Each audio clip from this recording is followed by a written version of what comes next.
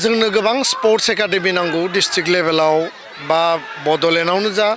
आसामनि बर' मैखोम ओनसोलावनो जा दा बेखायनो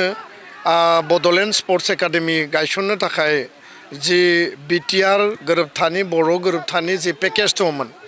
बे क्ल'जआव लिरनाय बायदियै बिनि गासै प्रक्रिया सोलिगासिनो दङ जोङो 1-2 बोसोरनि गेजेराव बेबायदि मोनसे एकाडेमिनि इनफ्रास्ट्राक्चार जों मोननो हागोन मिजिंथिदों किन्तु फिसा लेभेलाव जिल्ला हेडक्वार्टार लेभेलावबो स्पर्ट्स एकाडेमि नांगौ जेराव बिसोरो फरायगोनबो बेयाव केम्प खालामनानै बिसोर गेलेगोनबो आरो फरायनायाबो जाहाथे थाद'आ बेयो गेप जाया बा ड्रप आउट जाया आरो गेलेनायाबो जाहाथे मोजां जायो दा एन्टायार बड'लेण्डआव बा आसामाव बर' मैखोम ओनसोलाव गेलेनायनि मोनसे बिराद मोजां एनभायरनमेन्ट आरो बर'फोरा जि लेभेलाव गेलेयो गुबुन हारिया बेखौ गेलेनो हाया बेखायनो बर' हारिखौ जेब्लाबो गुबुना फल' खालायो आरो गुबुना जेब्लाबो माने आदर्श हिसाबै लायो गोजोन्थों दुलाराय बर' फरायसा आफादा 15थि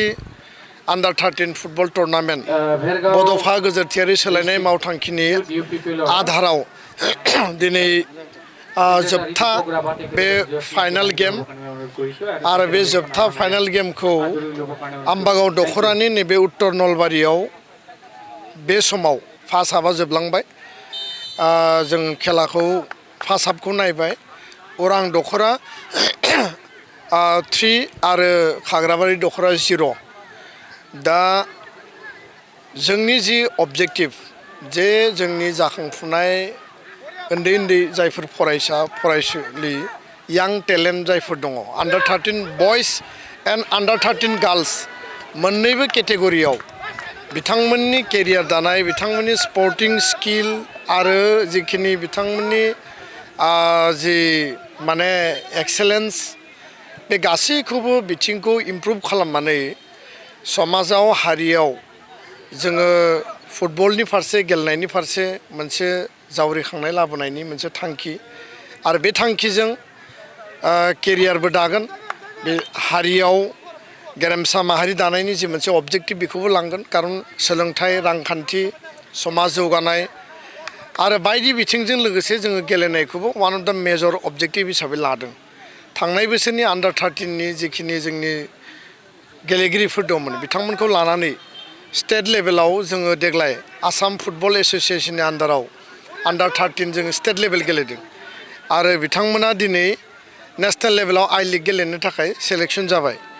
दा बेखायनो दुलाराय बर' फरायसा आफादा जि खामानिखौ मावो सिरियासलि मावो जि खामानिखौ मावो जोबोद गोसो होथाबनानै मावो आरो बेयाव जाफुंसारनायबो जों मोननो हादों दा बेखाय उदालगुरि जिल्ला एबसुआ 15थि खुंदों गुबुन जिल्लायाबो दा आन्डार 13नि माने बे फुटबल कम्पिटिसन टुर्नामेन्टखौ खुंगासिनो दङ मिजिंथिदों जे जोंनि जायफोर स्पिरिट गोनां यां जायफोर स्टुडेन्टफोर बिथांमोना फरायनाय आरो गेलेनायाव कनसेन्ट्रेसन होगोन ड्राग्स जौ जुवा बायदिसिना जि थासारि इलिगेल आरो एन्टि ससियेल एक्टिभिटि जुदि गेलेनायाव गोसो मेलेम साइक'लजि आरो फिजिकेलि बिसोर बेस्थ' थायोबा बे समाज बेरेखा हाबाफारिनिफ्राय बिसोर गोजानाव थागोन बेबो अबजेक्टिभ गार्जेनफोरनि बिराद मोजां रेसपन्स दङ गार्जेनफ्रा जेब्लायबो गावनि गथ'फोरखौ नैबे टुर्नामेन्टआव फाथायहरदों खारन एबसुनि सायाव गार्जेना बिसास दङ आरो बेखायनो एबसुआ जि मावो सिरियासलि मावो हारि दानायनि थाखाय मावो आरो दुलाराय बर' फरायसा आफादनि बे जार्निया कन्टिनिउ थागोन उदालगुरि जिल्ला एबसुखौ आं धन्यबाद होगोन जे बिथांमोना खोब सिस्टेमेटिक आरो खोब डिसिप्लिननि गेजेरजों आन्डार 13 फुटबल टुर्नामेन्टखौ खुंदों बे टिमा थांनानै मिरुनि आन्डार 13आव सेप्तेम्बर अक्ट'बराव बिथांमोना गेलेगोन आरो फाइनाल सेलेक्सन जाखांनायनि उनाव फिन स्टेट लेभेलाव गेलेनो थाखाय जोङो तयार खालामगोन गोजोन्थों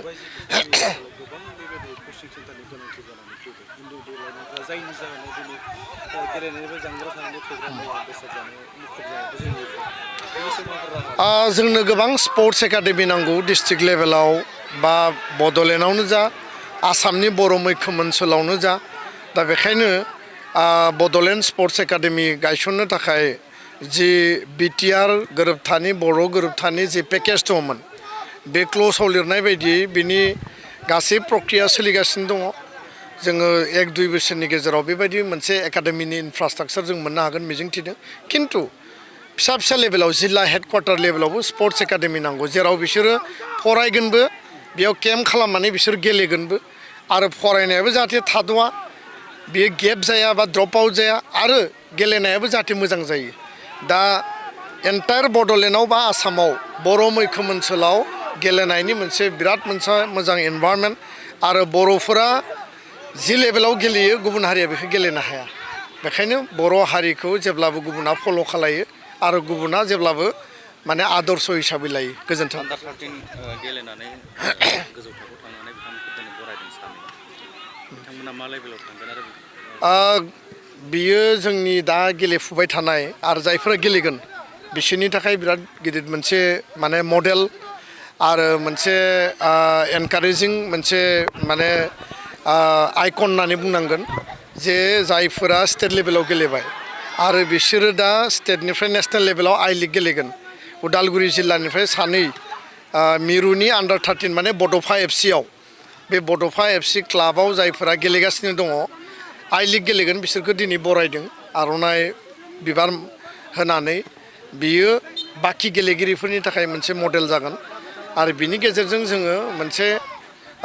स्पिरिट बा इन्सपिरेसन आरो मटिभेसन जोङो लाबोनो नागिरदों